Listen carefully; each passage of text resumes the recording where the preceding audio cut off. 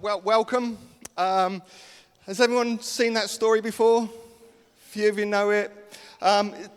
Is there anybody in this room who works for the tax office?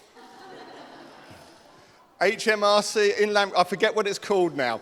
If it's not about you, if you do work for them, okay? Honest, we're not picking on tax people at all. That said, it is about people who kind of cheat their way around, who steal their way around, who bully their way around. So it's about those sort of people. It's also about people who think that cheats, bullies, thieves don't deserve a second chance. Okay? Good. While we're talking, some of you might get bored, which is fine, no problem at all. If you do get bored, have a think about this question. How do you fit a square peg in a round hole? How do you fit a square peg in a round hole? We'll come back to that question towards the end, so at that point you need to wake up. Okay? So here we go. This is Zacchaeus. As we watch, he's got no friends. The Bible passage said no one liked him. In fact, everyone really, really hated him. The whole of Jericho. Can you imagine Jericho? Think Fareham, only a bit bigger, and then everyone in Fareham hating you. Gosh, that must have been horrendous for him. But the reason why they hated him was because he was a tax collector. He collected money from the people who had earned all their hard work and got paid for it, and he collected it, and he did it on behalf of the Romans.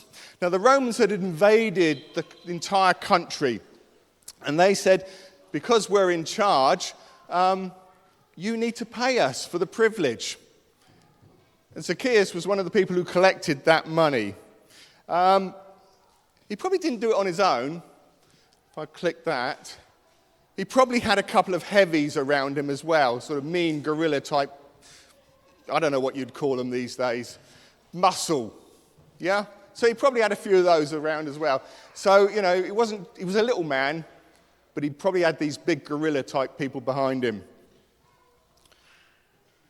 Thing is, Zacchaeus was a bit of a square peg in a round hole situation. He probably really wanted to join in with everyone else, but because of what he did, no one was ever going to let him. Something had to change. I need a volunteer. Yes, I knew that would happen, but I need a volunteer to come out here, and I promise you, I will give you chocolate. Fantastic, come with me, hold my hand, there we go. What's your name? Ella, fantastic. Ella, would you mind sitting on that chair? Okay, Ella, whatever happens, please don't cry, okay? Now, Ella, imagine you have had the busiest day of your week. It's been you must have got up early in the morning, tidied your bedroom, got all dressed, all that sort of stuff, yeah? Went to school, that sort of day, yes? Brilliant. I'm going to pay you for that day that you've had, okay? I'm going to give you 10 gold coins, okay? Right, here we go. So, here we have them. Now, could you just hold your hand out? Let's see how many. Oh, you might need two hands because I'm so generous here. 1, 2, 3, 4, 5, 6, 7, 8, 9, 10. Yeah? We all agree that's 10. Okay, so if we were back when Zacchaeus lived, he would come along to you and he would say, that's a nice lot of money you've got there. I work for the Romans, so I am now going to have to take half of it from you. Please don't cry. So he comes along and he takes half of it from you. If this was pantomime, you'd all be booing at this point.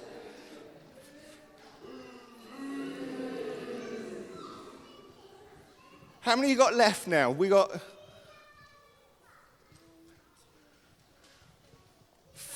5. We've only got, that doesn't seem fair, does it?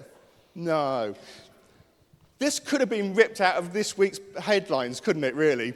But honestly, I wrote this 2 weeks ago. Didn't know what Keir Starmer was going to say. So there you go. So this is how it goes. Here's the funny thing, though.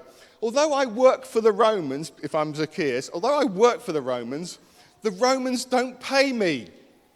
They said, well, if you want to get paid, take it from the same pot you took our money from. So, I'm going to take my fee from yours. Here we go. I was going to take 2, but now I'm going to take 3. 1, 2, 3. Oh, I'm so lucky because I am rich. There we go. But of course, I've got expenses, haven't I? Because I got that muscle behind me because I'm only a small chap.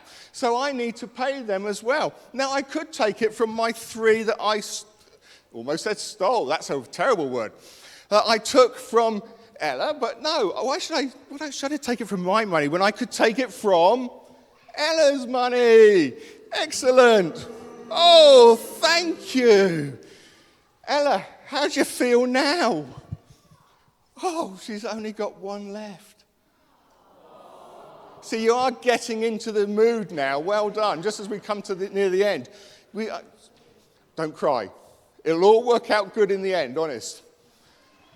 Because everything changed. Suddenly, Zacchaeus saw Jesus and he thought, that's a guy I need to speak to. That's a guy who I need to get to know. There's something about Jesus that is going to change me. And so he saw Jesus. And everything in that moment changed.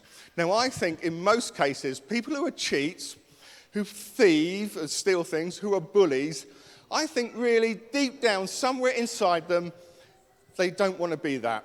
They don't want to be that person. I think they really want to do things differently. And I think that was with Zacchaeus. Something about inside him wanted to change. And when he saw Jesus, everything changed. And he came down from that tree, Jesus spoke to him, and he suddenly changed and he said, look, if I have stolen money from you, let me give it back. Now, Ella, this is where it gets good. Now, I can't give you the money I took on behalf of the Romans, okay, because it's their money. I can't do anything about that. And I can't give you the money I took from the guerrillas, because they'll probably beat me up. But I can give you the money that I took. So first of all, let me give you back the 3 that I took. But better than that, I think I probably owe you more than that, because I think I probably have taken more from you over the years as well. So let me give you back, I don't know, let's give you that lot. How many you got now? It's got 10 back. You've got everything back. But let's give you 2 more for luck. And that's what you get when you switch to Jesus. You get more than you gave out. It's fantastic. Thank you very much. Do you want to go and sit back down again? Because you've been brilliant. Thank you, Ella. So we now get our little smiley face. That question. How do you fit a square peg in a round hole? Any ideas? Any thoughts? 2 answers. Both are absolutely correct. So you can use either one. And Jesus showed us both of those answers in that reading. The first one, the square peg. Knock the sides off it. Knock all the rough stuff off it. And it will fit lovely into that square hole. And that's what happened in that round hole. And that's what happened with Zacchaeus. He had all that hatred knocked off him. And suddenly he found he fitted in with the others, particularly with Jesus. The second thing is to make the hole wider. Make that hole bigger. And that's what Jesus did. He didn't come into the world to save the good people.